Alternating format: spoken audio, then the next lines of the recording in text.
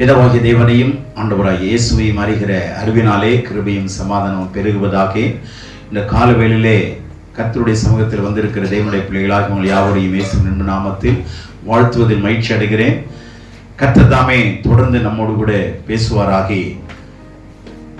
கால தியானத்திற்கான வசனம் நீதிமொழிகள் 8ஆம் அதிகாரம் 20ஆம் வசனத்தை வாசிக்கும்படி கேட்கிறேன். நீதிமொழி 8:20.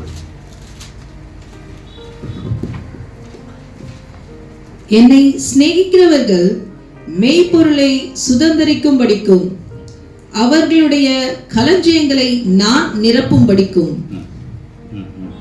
அவர்களை நீதியின் வழியிலும் நியாய பாதைகளுக்குள்ளும் நடத்துகிறேன்.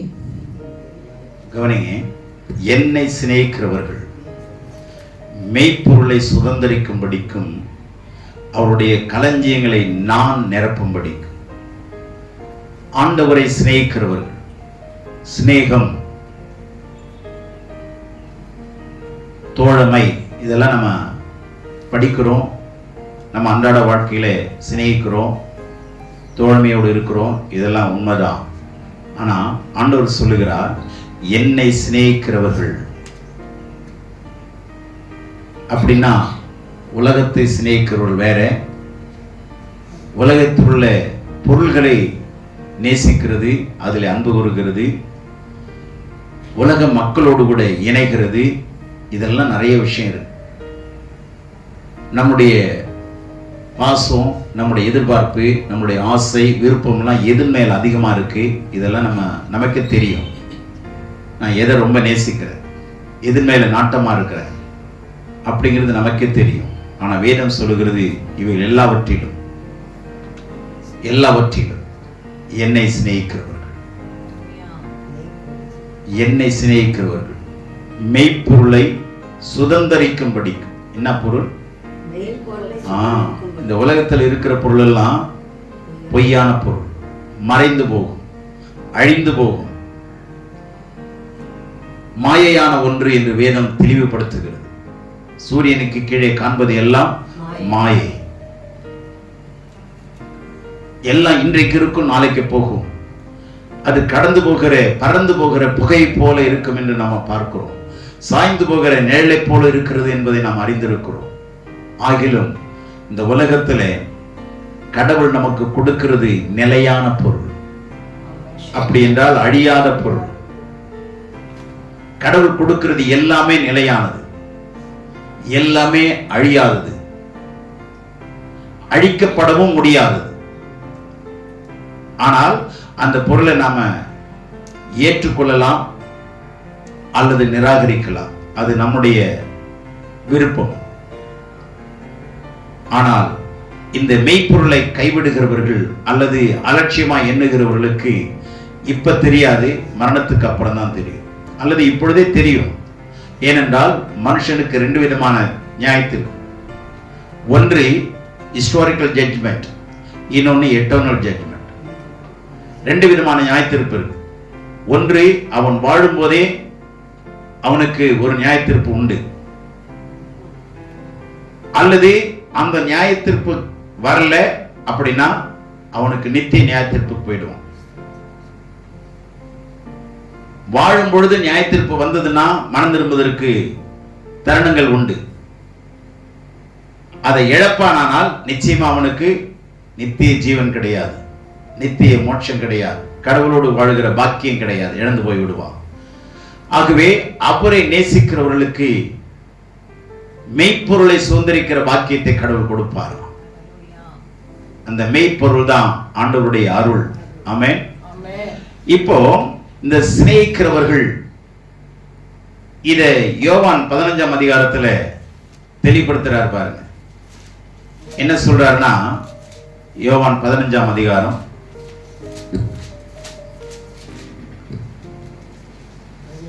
14, 13, 14, 15. ஒருவன் தன் சிநேகிதருக்காக தன் ஜீவனை கொடுக்கிற அன்பிலும் அதிகமான அன்பு ஒருவரிடத்திலும் இல்லை. நான் உங்களுக்கு கற்பிக்கிற யாவையும் நீங்கள் செய்வீர்களானால் என் சிநேகிதராயிருப்பீர்கள். இனி நான் உங்களை ஊழியக்காரர் என்று சொல்லுகிறதில்லை, ஊழியக்காரன் தன் எஜமான் செய்கிறதை அறிய மாட்டான். நான் உங்களை சிநேகிக்கிறேன் என்றேன். ஏனெனில் என் பிதாவினிடத்தில் நான் கேள்விப்பட்ட எல்லாவற்றையும் உங்களுக்கு அறிவித்தேன். கவனிங்க, இங்க ஊழியக்காரன்னா வேலைக்காரனை பத்தி சொல்லி, ஒரு வீட்டில் வேலை செய்கிறவன் அப்படிங்கிற அர்த்தம் தான் எடுத்துக்கணும். வீட்டில் வேலை செய்கிறவனுக்கும் அவனுடைய நண்பருக்கும் வித்தியாசம் இருக்கு. அந்த ஓனருடைய நண்பர் வேற, ஓனர் வீட்டில் வேலை செய்கிற பணியாளன் வேற. சரிங்களா? இப்போ ஆண்டவர் என்ன சொல்றாரு? சிநேகிதன் என்று நான் உன்னை அழைப்பேன்.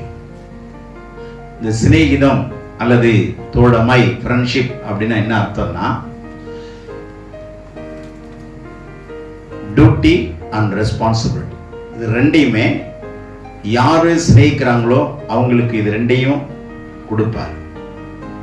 இந்த ரெண்டு சுபாவமும் அவங்களுக்கு இருக்குங்க. கடமை உணர்வும் இருக்கும், பொறுப்பு உணர்வும் இருக்கும். கடமை உணர்வும் இருக்கும், பொறுப்பு உணர்வும் இருக்கும். Duty and responsibility. பொறுப்பு இருக்கும். எப்ப இருக்கும்? கடமை இருந்தாதான் பொறுப்பு இருக்கும். இந்த வேலையை இந்த நேரத்துக்குள்ள செய்து முடிச்சாகும், இந்த வேலையை இவ்வளவு மதிப்புக்குள்ள முடிச்சாகும், இந்த வேலையை இவ்வளவு நாட்களுக்குள்ள முடிச்சாகும், இவ்வளவு பணியாட்கள் நமக்கு வேணும், இவ்வளவு நாட்கள் தேவை, இவ்வளவு பணம் தேவை, இதெல்லாம் திட்டமிடுவார். அப்போ இந்த டியூட்டி நமக்கு, அந்த கடமை உணர்வு நமக்கு ரொம்ப முக்கியம். ஆண்டவரை சிநேகிக்கிறோம் என்று சொன்னால் அவர் சொல்லுகிறார், நான் உங்களுக்கு கற்பிக்கிற யாவையும் நீங்கள் செய்வீர்களானால், அறிவீர்களானால் இல்ல, செய்யறவங்களுக்கு என்ன இருக்கணும்? அந்த அறிவு இருக்கணும். அதாவது அறிந்து கொள்ளுகிற அறிவு, அந்த உணர்வு.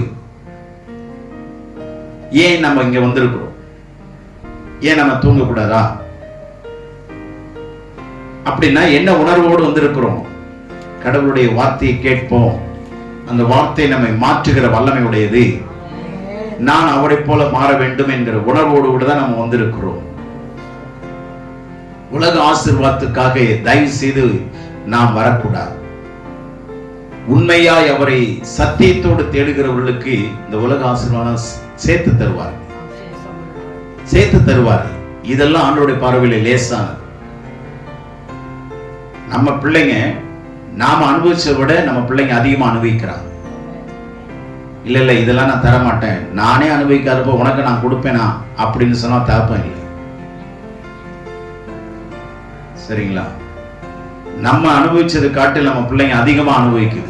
அதை பார்த்து ரசிக்கிறவங்க கடவுள், அவங்க தான் தகப்பன். அதுபோல கடவுள் சொல்றாரு, நீ என்னுடைய திட்டத்தையும் நோக்கத்தையும் அறிஞ்சுக்கிட்டீன்னா நீ விரும்புறத அதை விட நான் கூட கொடுப்பேன். நீ விரும்புறத அதையும் கொடுப்பேன், அதை விட கூடவும் கொடுப்பேன் நான்.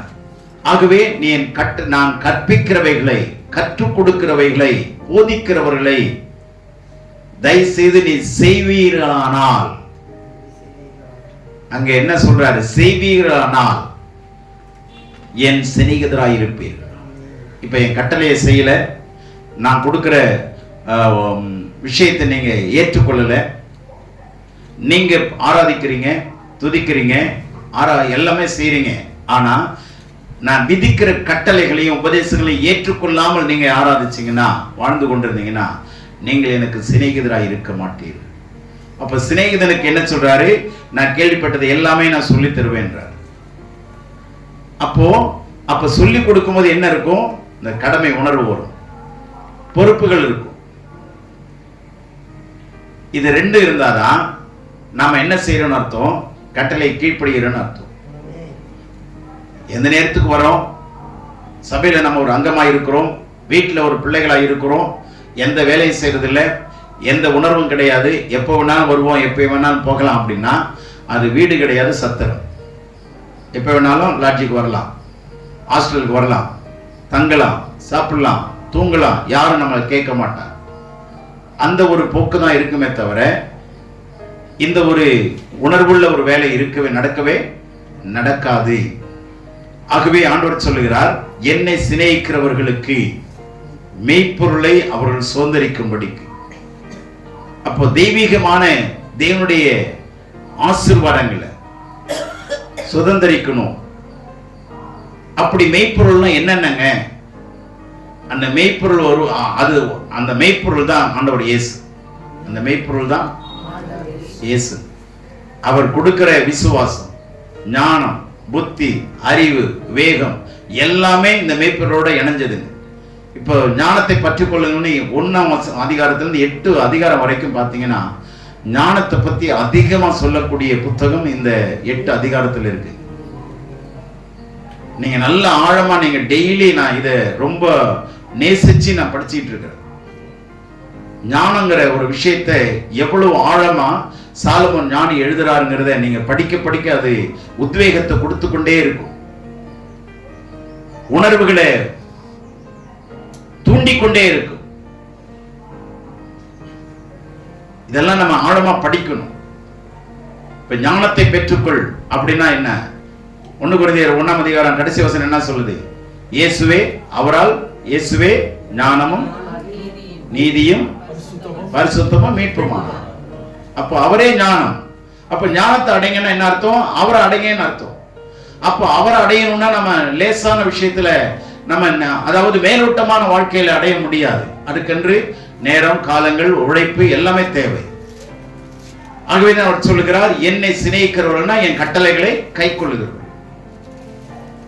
28:1 என்ன சொல்லுது?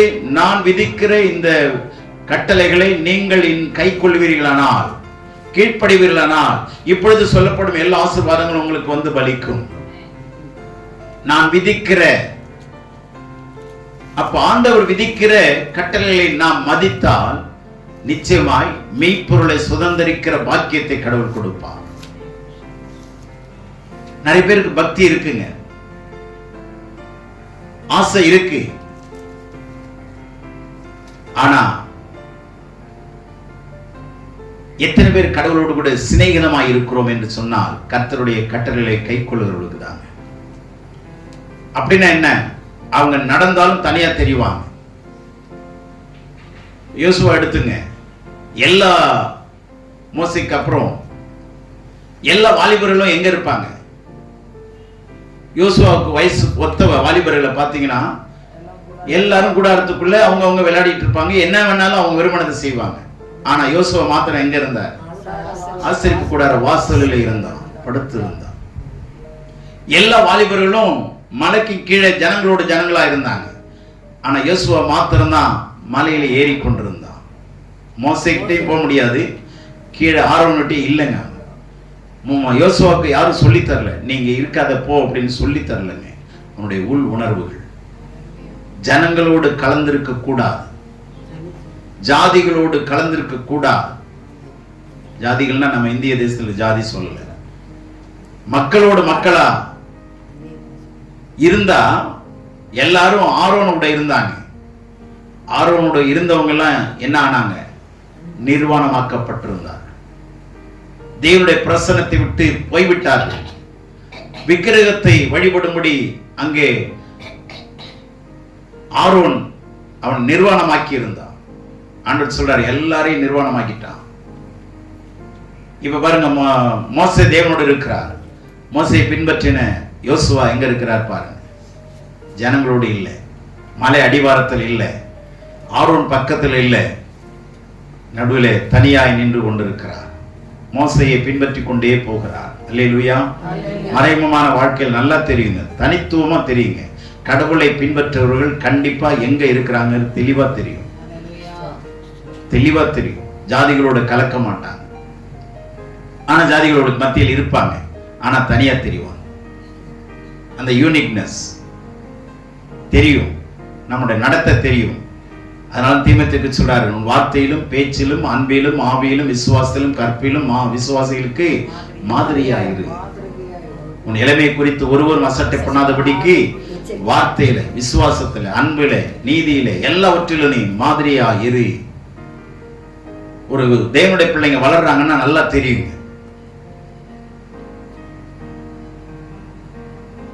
ஆடு மந்தைகளோடு மந்தைகளா இருந்ததுன்னா நம்ம எதுவுமே வளர்ச்சி இல்லை, அப்படியே தான் இருக்கிறோம் அப்படின்னு சொன்னா, தயவுசெய்து சொல்றேன், நம்ம சரீரம் வளரக்கூடியது, வளர்த்துட்டே வரும், அதுக்கு ஆயுசு இருக்குங்க, அதாவது வளர்ந்துட்டே வரும். ஆனா ஆத்மாவுக்கு வளர்ச்சி கிடையாது, நம்ம தான் வளர்க்கணும். நல்லா புரிஞ்சுங்க, ஆத்மாவை அதுவா வளராது, நம்ம தான் வளர்த்து ஆகணும். அந்த ரெஸ்பான்சிபிலிட்டியை கடவுள் நம்ம கையில கொடுத்திருக்கிறார். அதுக்கு தேவையானது எல்லா பொருள்களும் இதுல இருக்கு, எல்லா சமாச்சாரங்களும் இதுக்குள்ள மறைச்சு வச்சிருக்கிறார். பழைய ஏற்பாட்டுக்குள்ள புதிய ஏற்பாடு மறைக்கப்பட்டிருக்கிறது, புதிய ஏற்பாட்டுக்குள்ளே பழைய ஏற்பாடு வெளிப்படுத்தப்பட்டிருக்கிறது. இதை கண்டுபிடிக்கிறவர்கள் சிலர், புரிஞ்சதா? இதை கண்டுபிடிக்கணும். ஆகவே என்னை சிநேகிக்கிறவர்கள் நித்திய பொருளை, மெய்ப்பொருளை சுதந்தரிப்பார்கள். அடுத்தது, அவருடைய களஞ்சியங்களை நான் நிரப்புவேன். என்ன அருமையான வார்த்தை! களஞ்சியம் இல்ல, களஞ்சியங்கள். ஞானங்கிற களஞ்சியம், அறிவுங்கிற களஞ்சியம், விவேகம், புத்தி, நீதி, நியாயம், இது எல்லா களஞ்சியங்களையும் ஆண்டவர் நிரப்பிக் கொண்டே வருவார். ஒரு கிளாஸ்ல தண்ணியை ஊத்துனா நிரம்பிட்டே வருது, கண் தெளிவா தெரியும். அது மாதிரி நம்முடைய உள்ளங்களிலே நமக்கே தெரியும், நான் நீதியில வளர்ந்து கொண்டிருக்கிறேன், பரிசுத்தத்தில் வளர்ந்து கொண்டிருக்கிறேன். அதனாலதான் வெளிப்பாட்டில் சொல்றாரு, அசுத்தமா இருக்கிறவன் இன்னும் அசுத்தமா இருக்கு, நீதி செய்கிறவன் இன்னும் நீதி செய்யட்டும், பரிசுத்தம் உள்ளவன் இன்னும் பரிசுத்தமாகட்டும், அவனுடைய கிரிகளின்படி அவனவனுக்கு அளிக்கும் பலன் என்னோடு வருது. அது வரைக்கும் பொறுத்து பார்த்துக்கலாம். ஆனா வளர்ச்சி கண்டிப்பா தெரியும். சரீரத்துக்கு வளர்ச்சி இருக்கு, முதிர்ச்சி இருக்கு, கடைசியில ஒரு நாள் அதிர்ச்சி இருக்கு. இப்பதாங்க நல்லா இருந்தாரு, இப்பதான் பார்த்துட்டு பேசிட்டு வந்தேன், இதுதான் மாம்சத்தினுடைய முடிவு. ஆனா ஆத்மாவுக்கு முடிவு கிடையாது. அல்லேலூயா. ஆனா அந்த ஆத்மாவை என்ன செய்யணும்? எப்படி தினந்தோறும் பிள்ளைங்க மேல கண்ணை வச்சு வச்சு வச்சு பார்த்து வளர்க்குறோமோ, அது மாதிரி ஆத்மாவை கடவுள் கொடுத்த இந்த ஆத்மாவை, ஏன்னா இந்த ஆத்மா தான் என்னவா மாறப்போகுது? ஆண்டவருடைய மனவாட்டியாய் மாறப்போகுது. மணவாளனாகிய கிறிஸ்துவுக்கு நேராக, இணையாக, இணையாக அவருக்கு ஒப்பாய் இருப்போம்னா அவரை போல இருப்போம்னு பவுல் சொல்றார். இவ்விதமா எவ்விதமா இருப்போம் என்று தெரியாது, ஆகிலும் எப்படி இருப்போம்? அவருடைய சாயலுக்கு ஒப்பாய் இருப்போம், கிறிஸ்துவை போல இருப்போம். என்ன அருமையான ஒரு அனுபவம் பாருங்க. அந்த டிரான்ஸ்ஃபார்மேஷன், டிரான்ஸ்பிகரேஷன் எப்ப நடக்கும்? இதெல்லாம் கையாண்டாதான். அப்ப நம்முடைய களஞ்சியங்களை அவரு நிரப்புவார், நாம நிரப்ப வேண்டியதில்லை. ஒரு வாலிபன் களஞ்சியத்தை நல்லா நிறைச்சிட்டு இடிச்சு பெருசா கட்டி அதுல தானியத்தெல்லாம் கொட்டி வச்சு இவன் மல்லாக்கப்படுத்து பார்த்து பேசுறான். கால் மேல கால் போட்டு பேசிருப்பான்னு நினைக்கிறேன். ஆத்மாவே, உனக்கு வேண்டியவைகளெல்லாம் நான் சேர்த்து வச்சிருக்கிறேன், வருஷ கணக்கா உட்கார்ந்து சாப்பிடு, இளைப்பாரி புசித்து குடித்து என்ன பண்ண, சந்தோஷமா இரு. இளைப்பாறணுமா, புசிக்கணுமா, குடிக்கணுமா, சந்தோஷமா இருக்கணுமா? அப்பதான் அவனுக்கு ஒரு சத்தம், மதிகேடனே, ஆத்மாவுக்கும் சாப்பாட்டுக்கும் எங்கடா சம்பந்தம்? பேசுறதா நான் புத்தி நல்லாதான் சரியாதான் இருக்கா? ஆத்மாவை சாப்பிடும் இல்ல, அதனாலதான் மதிகேடன். கடவுளுடைய பிள்ளைகளே, இந்த ஆத்மாவுக்கு சொத்து இதுக்குள்ள நிறைய. இத படிச்சு ஆத்மாவை என்ன பண்ணுங்க, வளர்க்க பாருங்க. ஆத்மாவிலே, அறிவிலே வளரணும். அதனாலதான் நீதிமன்றம் சொல்லுது, உன்னுடைய ஆத்மாவுக்கு எது இன்பமாயிருக்கும்? அறிவு இன்பமாயிருக்கும். உன்னுடைய ஆவிக்கு எது இன்பமாயிருக்கும்? இல்லையா? படிக்கலையா? உன் ஆத்மாவுக்கு அறிவும், உன்னுடைய இருதயத்துக்கு ஞானம். 2ஆம் அதிகாரம் 10ஆம் வசனம். ஞானம் உன் இருதயத்தில் பிரவேசித்து அறிவு உன் ஆத்மாவுக்கு இன்பமாய் இருக்கும் போது, அப்போ இருதயத்துக்கு எது இன்பம்? ஞானம். ஆத்மாவுக்கு எது இன்பம்? அறிவு. தேவனை குறித்த, வேதத்தை குறித்த அறிவு. வேதத்தை குறித்த அறிவு ஆத்மாவுக்கு இன்பமாயிருக்கும். அவரை குறித்த அறிவு, தேவனை குறித்த அறிவு இருதயத்துக்கு இன்பமாயிருக்கும். இப்ப வேத அறிவு நமக்கு வேணும், தேவ அறிவு நமக்கு வேணும். அப்ப வேத அறிவு இருந்ததுன்னா ஆத்மாவுக்கு இன்பமாயிருக்கும். அந்த வேத அறிவை வச்சு தேவ அறிவை அடையும் போது அது இருதயத்துக்கு இன்பமாயிரு. இதெல்லாம் ஆண்டவர் நமக்கு நிரப்புவாருங்க. இது ஆத்மாவை குறித்து கரிசனை உடையவளாயிருப்போம், ஆத்மாவை குறித்து அக்கறை உடையவளாயிருப்போம். ஆனா இதை தாண்டி நேச்சுரலா பிராக்டிக்கலா எது மேலதான் அக்கறை இருக்கு? சரீரத்தின் மேலதாங்க. ஐயோ இழைச்சிட்டங்க, ஐயோ நான் அப்ப கருப்பாயிட்டேங்க, முன்னாடி நல்லா இருந்தாங்க, செவன்னு இருந்தாங்க, வெயில்ல சுத்தி காக்கா மாதிரி கருப்பாயிட்டேங்க, என்னங்க பண்றது? அதுக்கு ஃபேஷியல், அதுக்கு என்னென்ன விற்கிது, அது தேடு அப்படி வாங்கி ஆகும் எல்லாத்தையும் போடு, இதெல்லாம் பண்றாங்க. ஆனா எப்படியும் வயசாகிறது அவதான் போகுது. அதாவது தலையில வெள்ளை வர்றது எதுக்கு? கடவுள் கொடுக்குற நோட்டீஸ். வயசாயிடுச்சு, நீ என்கிட்ட வரப்போறேன்னு ஆண்டவர் சந்தோஷப்படுவார். என் மனவாட்டி நீ வரப்போற, உனக்கு இது ஒரு என்னது, உனக்கு இது அறிகுறி.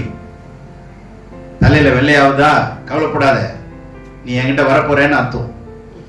நம்பால அதை கருப்பாக்கி ஆண்டவருக்கு மறு நோட்டீஸ் கொடுக்குறான். ஆண்டவருக்கே என்னது மறு நோட்டீஸ் கொடுக்குறான். இதான் உண்மை. தேவனுடைய பிள்ளைகள் நல்லா கவனிங்க. ஆத்மாவுக்கு அறிவு இன்பமாயிருக்கும், இருதயத்துக்கு ஞானம் இன்பமாயிருக்கும். இந்த ஞானத்தையும் அறிவையும் தேடுங்கள், அதை இருதயத்திலே வைத்து காத்துக் கொள்ளுங்கள். என்ன மேன்மையான வார்த்தைகள்! இன்னைக்கு நமக்கு எது மேன்மையா இருக்கு? சொத்து சுகம் வீடு வாசல், இதுதான். ஆனா நாம எத்தனை வீடு கட்டி இருக்கிறோம்? நாம் எப்படி மாளிகையாய் இசைவாய் கட்டப்பட்டு வருகிறோம்? நம்முடைய ஆத்மா இசைவாய் கட்டப்பட்ட மாளிகை போல இருக்கிறதா? நம்முடைய ஆத்மாவுடைய நிலை எப்படி இருக்கிறது? அலங்காரமாய் இருக்கிறதா, அலங்கோலமாய் இருக்கிறதா, வளர்ந்து கொண்டிருக்கிறதா? நம்ம சரீரம் நம்ம வளர்க்கலனாலும் அது தன்னால வளர்ந்து முதிர்ச்சிக்கு போயிருங்க. எத்தனை பேர் பசி பட்டியலில் கடந்து செத்து போறாங்க. ஆனா ஆத்மா தன்னால வளரவே வளராது. குழந்தைன்னா பிறந்த குழந்தை மாதிரியே தாங்க இருக்கும் ஆத்மா. சரியா? அது உலக அறிவைப்படி அது வளர்ந்துட்டு இருக்கும், அது வேற விஷயம். நான் ஆவிக்குரிய விஷயத்தை பேசுறேன். அப்போ இந்த ஆத்மாவை வளர்க்க வேண்டிய டியூட்டி யாருக்கு இருக்குன்னா ஒவ்வொருத்தருக்கும் இருக்குங்க. இதன் மேல அக்கறை கொள்ளாம வெளியில புறமான சரீரத்தை குறித்து அக்கறை கொள்வோமானால், அதான் 4:16 2 கொரிந்தியர்ல சொல்றாரு, ஆனபடினாலே புறமான மனுஷன் அழிந்தும் உள்ளான மனுஷன் நாளுக்கு நாள் புதிதாக்கப்பட வேண்டும். Day by day that has to be renewed. Day by day அது என்ன பண்ணப்படணும்? புதிதாக்கப்படணும். நம்முடைய ஆத்மா புதிதாக்கப்படணும், வளர்க்கணும். ஆத்மா வளராது. அந்த தகுதியை அடையிறதுக்கு தான் ஆண்டவர் நம்மோடு சிநேகிதராய் இருக்கிறார். நாம் அவரோடு சிநேகிதமாய் இருக்க வேண்டும். அந்த பொறுப்பு நமக்கு 100% கடவுள் கொடுத்திருக்கிறார். கிறிஸ்துவுடைய சாயலுக்கு ஒப்பாய் இருக்கும்படி உழைக்கணும். நாம் எப்படி கஷ்டப்பட்டு உழைச்சு சம்பாதிக்கிறோம், நல்லது, தப்பு இல்லை. அதே சமயத்துல ஆத்மா வளர்ச்சிக்கும் ஆத்மாவுடைய முதிர்ச்சிக்கும் நாம் என்ன செய்து கொண்டிருக்கிறோம்? ஆண்டவர் தெளிவா சொல்றார், என்னை சிநேகிக்கிறவர்களுக்கு மெய்ப்பொருளை சுதந்தரிப்பார்கள், என்னை போல மாறுவார்கள். இந்த 20ஆம் வசனத்துல 18ஆம் வசனத்திலிருந்து 21ஆம் வசனம் வரைக்கும் 10 ஆசீர்வாதம் இருக்குங்க. இந்த 18ல இருந்து 21 வரைக்கும் 10 ஆசீர்வாதம் இருக்கு. 10-fold blessings.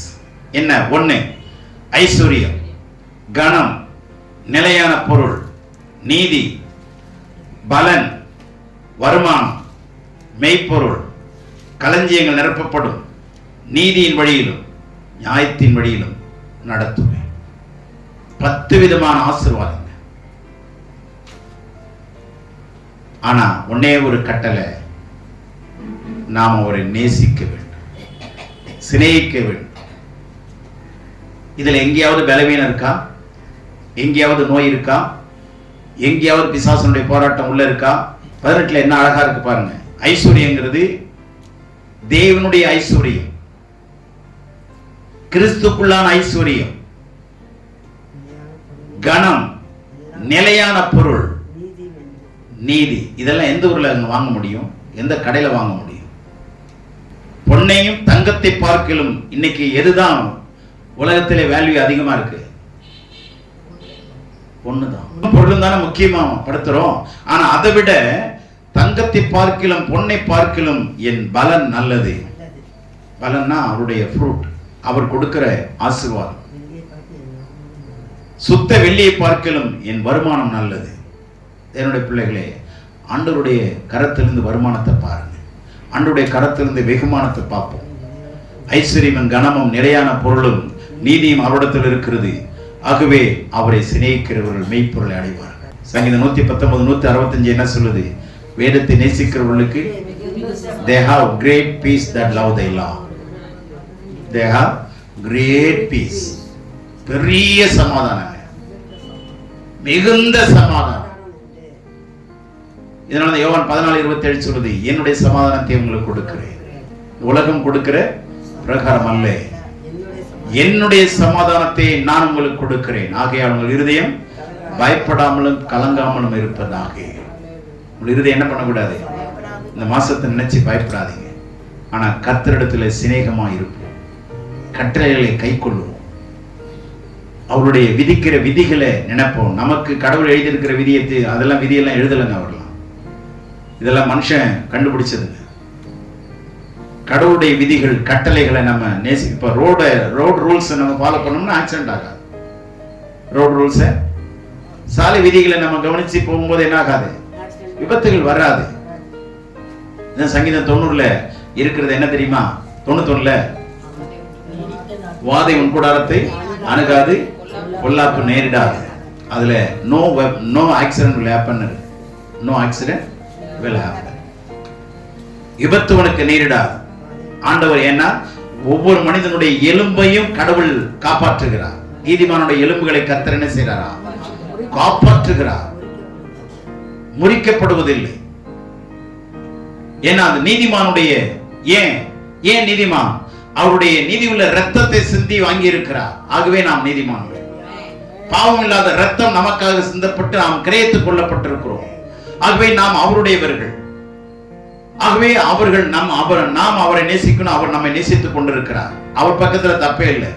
அவர் நம்மை சிநேகிக்கிறார், நேசிக்கிறார். ஒரே ஒரு மனுஷன் தான் நேசிக்கிற மனுஷன் எழுதியிருக்கு, லாசரு. நீர் நேசிக்கிறவன் வியாதியா இருக்கிறான். அப்ப நான் ஒரு கெட்டுக்குதல்ல கேட்டேன், கடவுள் நேசிக்கிறவன் வியாதியா இருக்கலாமான்னா இருக்கக்கூடாது நாங்க. ஆனா இருக்கிறானே. கடவுள் நேசிக்கிற மனுஷன் வியாதியா இருக்கலாமா? அது எப்படிங்க இருக்க முடியும்? கடவுளே நேசிக்கிறார்ல, உண்மைதான். ஆனா நேசிக்கிறவன் வியாதியா இருக்கிறான்னு வேதம் சொல்லுது. அப்ப என்ன சொல்லுவீங்க? முடிக்கிறாங்க. லாசரு மாத்திரம் நேசிக்கலங்க, எல்லாருமே கடவுள் நேசிக்கிறார். 100% நேசிக்கிறார். எப்படி தெரியுமா? நேரடியா சூரியன் தலைக்கு மேல இருந்தா நிழலுக்கு எந்த செயலும் விழாது. அப்படிதான் அவருடைய அன்பு நம்ம மேல ஊற்றப்பட்டு கொண்டே இருக்கு. அல்லேலூயா. எந்த பக்கமும் நிழல் வராது. அப்படிதான் தேவன். அதனாலதான் வேற்றுமை நிழலுமில்லைன்னு இருக்கு. வேற்றுமை நிழல்னா என்ன? ஒண்ணு இந்த பக்கம் சூரியன் வச்சுன்னா நிழல் இந்த பக்கம் வந்துடும். ஆண்டவர் வேற்றுமை நிழலை காட்டுகிறவர் அல்ல. there is no variation. நேர மேல வந்து நிழலே விழாது. விழுமா? அப்படிதான் ஆண்டவர் நம்மை நேருக்கு நேராக சந்தித்து அவருடைய வல்லமையை அனுப்பி கொண்டே இருக்கிறார். அல்லேலூயா. ஆண்டவர் நேசிக்கிறது உண்மை. ஆனா என்ன பிரச்சனைனா, இந்த லாசரு ஆண்டவர் நேசிக்கல. லாசரு நேசிக்கல. ஆனா பேரு தான் லாசரு. சரிங்களா? பேரு தான். ஆனா பேரளவுல நம்ம இருக்கக்கூடாது. சத்தியத்தின் உள்ள வந்துருவோம். அவரை நேசிப்போம். அவரிடத்துல நிலையான பொருள் இருக்கு, மெய்ப்பொருள் இருக்கு, கனம் இருக்கு, ஐஸ்வர்யம் இருக்கு, நீதி இருக்கு, பலன் இருக்கு, வருமானம் இருக்கு. தன்மானத்தோட வாழலாம், வெகுமானத்தோட வாழலாம். அல்லேலூயா. அவமானமும் வராது, அடமானமும் வராது. அதனால ஆண்டவரை சிநேகிப்போம். கர்த்தர் நம்மை ஆசீர்வதிப்பாராக. ஆமென்.